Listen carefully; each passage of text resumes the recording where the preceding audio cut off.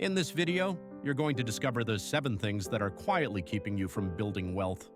Not dramatic mistakes, not obvious failures, but quiet, everyday habits and decisions that most people never stop to examine until years have passed, and the gap between where they are and where they wanted to be has become impossible to ignore. If you've ever felt like you're working hard, doing the right things, and still not getting ahead, this video is for you because the answer, almost always, comes down to one of these 7 things. Let me ask you something honest. When you look at your financial life right now, does it look the way you imagined it would? Are you where you thought you'd be 5 years ago? 10 years ago? For most people, the answer is no. Not because they didn't work hard. Not because they didn't try, but because nobody ever showed them what was actually holding them back. These 7 things are not taught in school. They are not discussed at work. They are not part of any conversation most people ever have. And yet, they are the reason most people never build the financial life they're capable of. Stay with me until the end, because by the time this video is over, you will see your financial life completely differently, and you will know exactly which of these 7 things you need to address first. Let's start with the first thing. And this one is so common, so widespread, so deeply embedded in the way most people think about money, that most people don't even recognize it as a problem. Thing number 1, spending money to look successful instead of building actual wealth. There's a version of financial success that most people are chasing, and it looks like this. A nice car, a beautiful home, the latest phone, the right brands, the appearance of doing well. And here's the uncomfortable truth about that version. It is one of the most effective wealth destroyers ever created, because every dollar spent on looking wealthy is a dollar that cannot be building actual wealth. The car payment that impresses your neighbors is the same car payment that prevents you from investing. The apartment upgrade that signals success to your friends is the same upgrade that keeps you working for someone else for decades. Here's what nobody tells you. The people who appear the wealthiest are often the furthest from actual financial freedom, and the people who are quietly building real wealth often drive ordinary cars, live in modest homes, and spend almost no energy on appearances because they understand something most people don't. That wealth is not what you show, it's what you own. And what you own grows quietly in the background. While everyone else is focused on what they can display, the first step to escaping this trap is asking yourself an honest question. Am I spending this money because it genuinely improves my life? Or am I spending it because of how it makes me look to other people? That question alone can save you more money than almost any budgeting strategy ever invented. Thing number 2, not knowing where your money actually goes. Most people have a vague idea of their finances. They know roughly what comes in, they have a general sense of what goes out, and they manage the gap with hope and habit. But vague is not good enough. Vague is where wealth goes to disappear, because money that is not tracked is money that is not managed, and money that is not managed is money that is spent without intention, without strategy, without building anything. Think about this. If I asked you right now exactly how much you spent last month on subscriptions alone, could you tell me? Most people can't, because subscriptions have become the invisible drain on modern finances, services you signed up for and forgot about, trials that converted to paid plans without you noticing, apps that charge $9.99 a month, every month, for something you haven't used in a year. This is not dramatic. It's not reckless. It's just invisible. And invisible spending is the enemy of wealth building. Because you cannot redirect money you don't know you're losing, the solution is not complicated. It's uncomfortable. You have to look clearly, honestly, without judgment, at exactly where every dollar goes. And then decide, deliberately, whether that's where you want it to go. Most people who do this exercise for the first time are genuinely shocked by what they find, not because they've been irresponsible, but because they've been unaware. And awareness, as simple as it sounds, is the beginning of everything. Thing number 3, waiting for the perfect moment to start investing. There is a conversation that happens in millions of households every single year. It sounds like this. When things settle down, I'll start investing. When I get the raise, I'll start putting money aside. When the kids are older, when the mortgage is paid, when I feel more ready. And here's what that conversation actually is. It's the sound of wealth being postponed, month after month, year after year, until the postponement itself becomes the habit and the starting. Never happens. Because here's the truth about the perfect moment. It doesn't exist. It has never existed. And it never will. There will always be a reason to wait. A bill that needs paying, an expense that came up, an uncertainty that needs to resolve. The people who build wealth don't wait for perfect conditions. They start with what they have. However small, however imperfect, however inconvenient the timing. Because they understand something that the waiters never learn. That time in the market is worth more than timing the market. Let me show you what this means in real numbers. 2 people, same income, same starting point. Person A starts investing $200 a month at age 25. Person B waits until age 35 to start. By age 65, Person A has accumulated over $500,000. Person B has accumulated roughly $200,000. Same amount invested per month, 10 years difference in starting point. A gap of $300,000. Not because Person B was less intelligent, not because Person B worked less hard, but because Person B waited for a perfect moment that never arrived. The best time to start was yesterday. The second best time is right now. Thing number 4, trading time for money and nothing else. Most people have one source of income, their job, and their entire financial life depends on that one source remaining intact, which means their entire financial life depends on their health remaining intact, their employer remaining intact, their industry remaining intact, their relationship with their manager remaining intact. That is an extraordinary amount of financial risk, concentrated in one single point of failure. And most people carry that risk every single day without ever stopping to examine it. The people who build lasting wealth understand that income needs to be diversified, not all at once, not dramatically, not by quitting their job tomorrow, but gradually, deliberately, over time. They build additional income streams, a rental property that generates monthly rent, dividend-paying investments that send them money regularly, a skill that can be monetized independently of their employer, a small business or side project that generates revenue. None of these need to replace the primary income immediately, but each one reduces the dependence on that single source. Each one adds a layer of financial resilience that the person with only one income stream simply doesn't have. And over time, those additional streams compound until one day, the primary income becomes optional, not because they earned more, but because they built more. And building, unlike earning, never stops working when you do. Thing number 5, letting debt define your financial life. Most people have a complicated relationship with debt, and by complicated, I mean costly. The average American carries credit card debt at interest rates above 20%, which means that for every $1,000 they owe, they are paying $200 a year just for the privilege of owing it.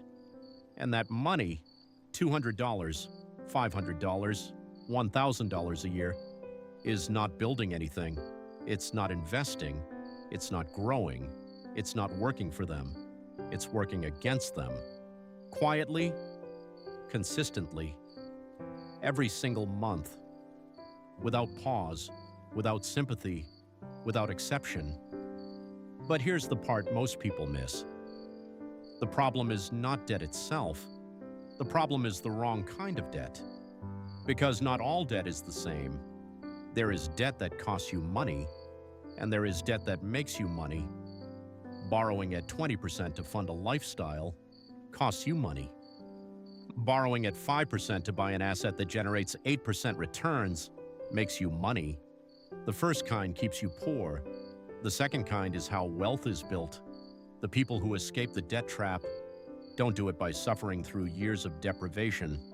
They do it by becoming precise about which debt they carry and ruthlessly eliminating the kind that costs them, while strategically using the kind that builds, because debt is a tool, and like any tool, its value depends entirely on how it's used.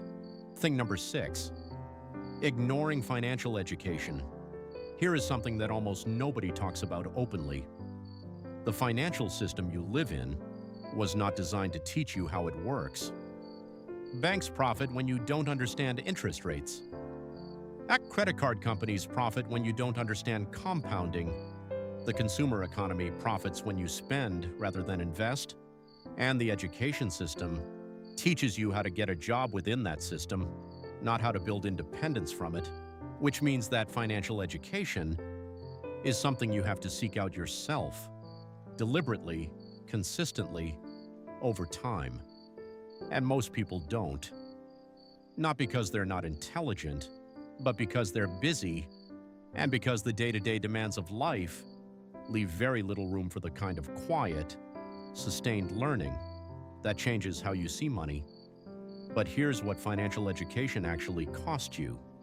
When you don't have it, every bad financial decision you make is a decision made in ignorance, not of the facts necessarily, but of the implications.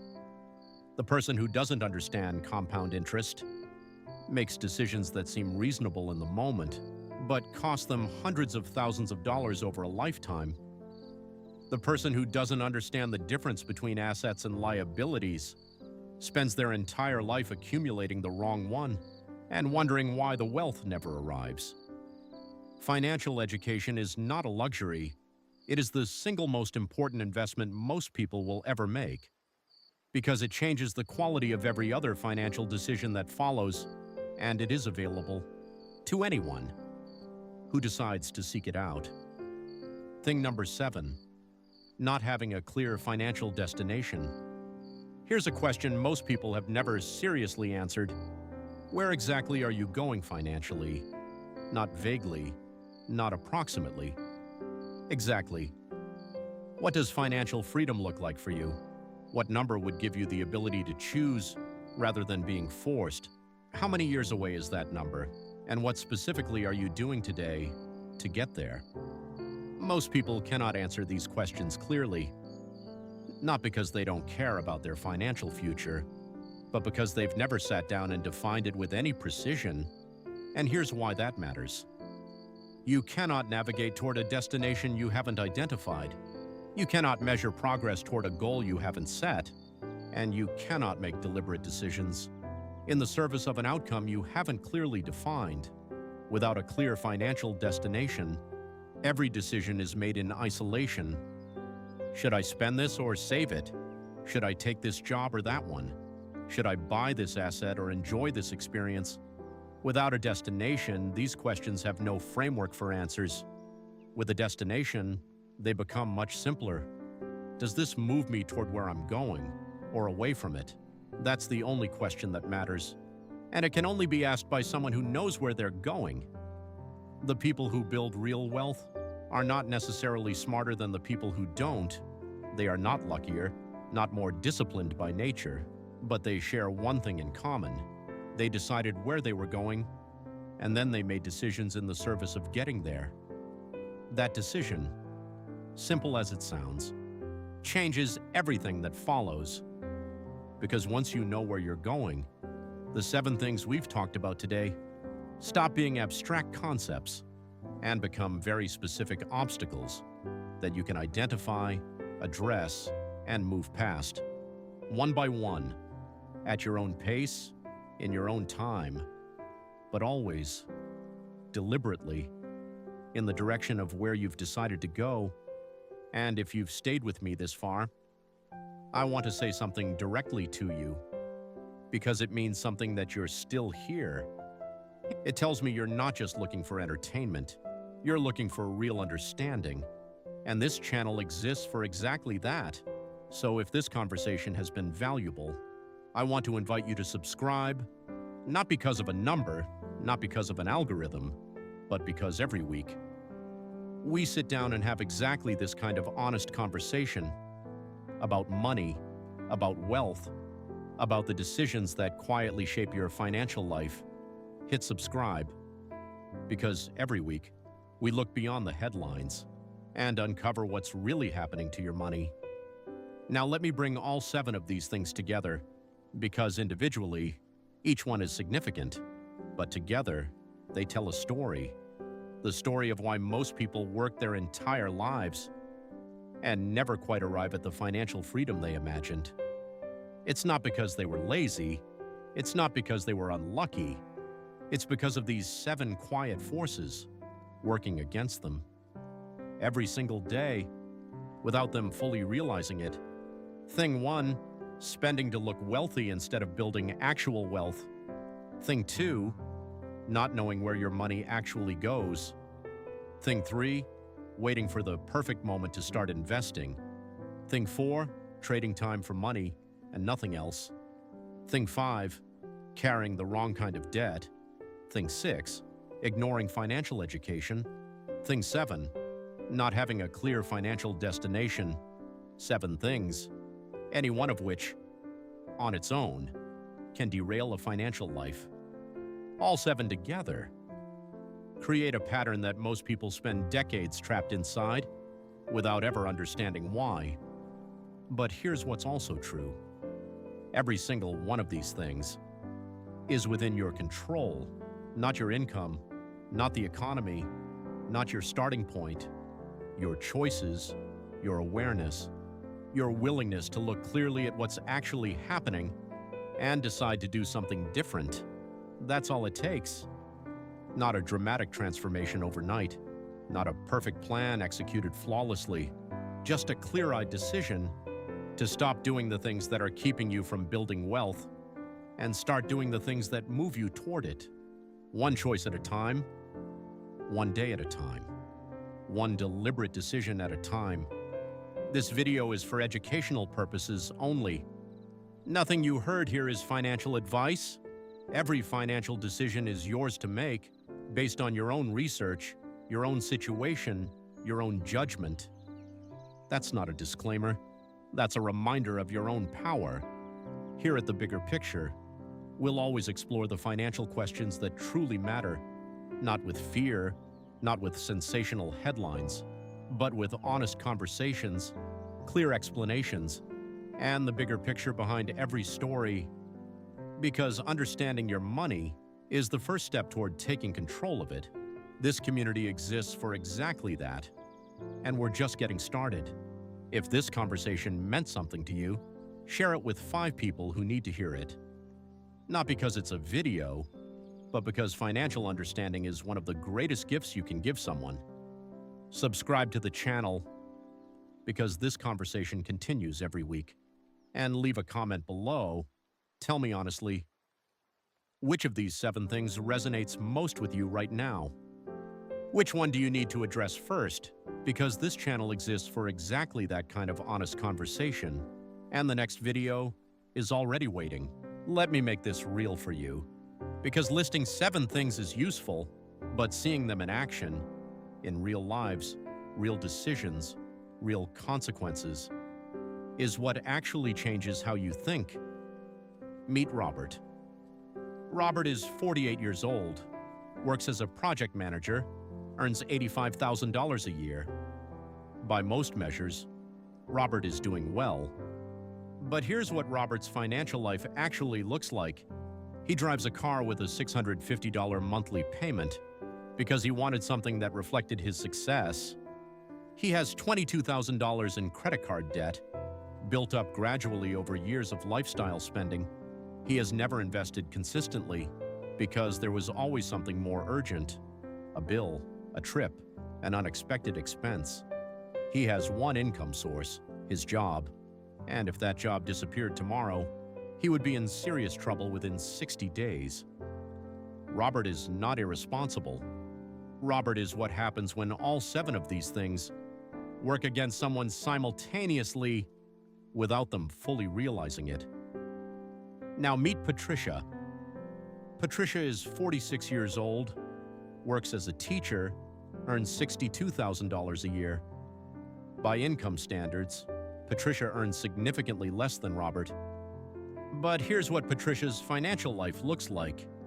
She drives a used car she bought outright 5 years ago. She has no credit card debt. She has been investing $400 a month consistently for 11 years. Her investment portfolio is worth $89,000. She owns a small rental property that generates $800 a month in passive income, and she has a clear financial destination. She wants to be financially independent by 58, and she is on track to get there. Patricia didn't achieve this because she earned more. She achieved it because she avoided the 7 things. Not perfectly, not all at once, but deliberately, consistently, over time. She stopped spending on appearances early in her career. She knows exactly where every dollar goes.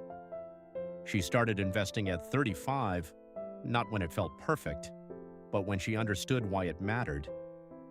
She built a second income stream through her rental property. She carries no consumer debt. She reads one financial book every 2 months, and she has a written financial plan that she reviews every year. Robert and Patricia started in similar positions, similar ages, similar backgrounds, similar opportunities. The difference was not luck. The difference was awareness, and the decisions that awareness made possible. So what do you actually do with all of this? Because awareness without action is just expensive knowledge. And I want to be honest, before we go any further, this is not financial advice. What I'm about to share are not prescriptions, not guarantees, not instructions for your specific situation. They are principles. Principles that the people who avoid these 7 things tend to share. What you do with them is entirely your decision. With that said, let's talk about where to start. The first thing to do is identify which of these 7 things is most present in your life right now. Not all 7 at once, just the one that resonates most deeply. The one that made you pause. The one that felt uncomfortably familiar. Start there. Because trying to fix everything at once is how people fix nothing. One thing, addressed deliberately, over 90 days, creates more change than 7 things addressed half-heartedly, all at once. The second thing is to get clear on your numbers, not approximately, not roughly. Exactly what comes in, what goes out, what remains, and what that remainder is currently doing. Is it sitting in a low-interest account, slowly losing value to inflation? Or is it being deployed into things that grow, things that compound, things that work while you sleep? The third thing is to define your destination. Write it down, not in vague terms, but specifically. I want to be financially independent by age 58 with X dollars in assets generating Y dollars per month in passive income. That level of specificity changes how you make decisions, because every financial choice can now be evaluated against a clear standard. Does this move me toward that destination or away from it? The fourth thing is to start something, anything. However small, however imperfect, a $50 monthly investment, a subscription canceled, a financial book started, a second income stream researched. The momentum of starting is worth more than the perfection of planning, because plans that never start never arrive anywhere. And if you've made it this far in this video, I want to say something directly to you, because it means something that you're still here. It tells me you're serious about understanding this, not just curious, but genuinely ready to think differently. And this channel exists for exactly that kind of person. So if this conversation has been valuable, I want to invite you to subscribe. Not because of a number, not because of an algorithm, but because every week we sit down and have exactly this kind of honest conversation about money, about wealth, about the decisions that quietly shape your financial life. Hit subscribe because every week we look beyond the headlines and uncover what's really happening to your money. There's a moment that happens. For most people, it arrives quietly, not in a crisis, not in a dramatic revelation, but in an ordinary moment. Maybe you're sitting at your desk on a Monday morning, looking at your bank balance, and something doesn't feel right. You've been working for years. You've been responsible. You've been consistent. You've been showing up. And yet, the number on the screen doesn't reflect any of that. Not the way you hoped it would. Not the way you imagined it would. When you were younger, and the future still felt open, that feeling, that quiet gap between effort and outcome, between what you expected and what arrived, is one of the most common financial experiences in the world, and yet almost nobody talks about it honestly. Because admitting that gap feels like admitting failure, but it isn't failure, it's information. It's the 7 things speaking, quietly, persistently, through the numbers, telling you that something needs to change. Not everything, not dramatically, just something. One of the 7 things we talked about today, addressed honestly, deliberately, over time, is enough to begin shifting the trajectory, not instantly, not miraculously, but inevitably. Because financial lives don't change in moments of inspiration, they change in moments of decision, small, quiet, private decisions. To stop doing something that was working against you and start doing something that works for you. Robert is still driving his expensive car, still carrying his credit card debt, still waiting for the right moment to start investing, but somewhere in a quiet suburb. Patricia is reviewing her financial plan, watching her rental income arrive, checking the growth in her investment portfolio, and feeling something that Robert doesn't feel. Not excitement, not pride, just security. The deep, quiet security of someone who knows that whatever happens next, they have built something real, something that works for them, whether they show up tomorrow or not. That security is what the 7 things are keeping most people from. Not glamour, not luxury, not status, just security. And the knowledge that you built it yourself, one decision at a time, starting from exactly where you were, with exactly what you had. This video is for educational purposes only. Nothing you heard here is financial advice. Every financial decision is yours to make, based on your own research, your own situation, your own judgment. That's not a disclaimer. That's a reminder of your own power.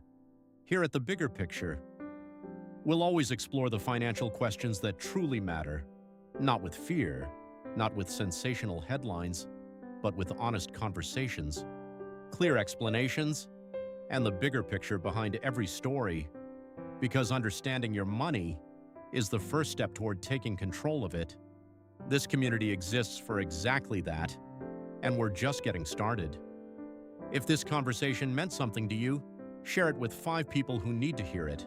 Not because it's a video, but because financial understanding is one of the greatest gifts you can give someone.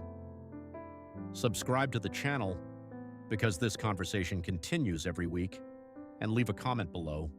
Tell me honestly, which of these 7 things resonates most with you right now? Which one do you need to address first? Because this channel exists for exactly that kind of honest conversation, and the next video is already waiting.